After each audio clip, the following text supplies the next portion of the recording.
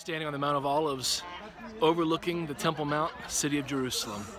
Absolutely one of the most amazing places you'll ever stand. Thinking about Jesus ministering on this very hill, overlooking that very place where the temple would have stood. Right now we see the Dome of the Rock. We see the gold domed building there that serves as a mosque beside the Al-Aqsa, which is also on the Temple Mount now.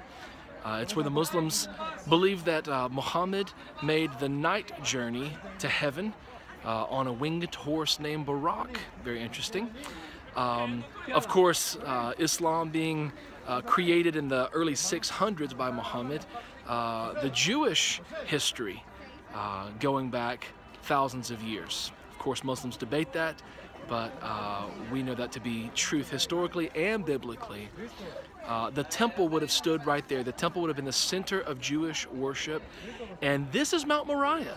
A lot of people don't recognize or realize the Temple Mount is Mount Moriah, the very hill where Abraham went up and took his son Isaac to offer as a sacrifice. But of course, God intervened, saying, "Now I know you love me wholeheartedly and will do whatever I ask."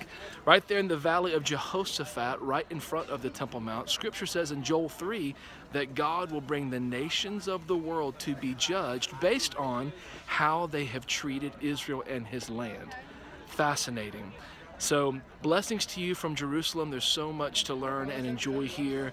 But man, the tangible presence of Jesus, knowing his nearness and knowing his plan that one day he will set foot again on the Mount of Olives. He will march in through the eastern gate onto the Temple Mount and set up his millennial kingdom.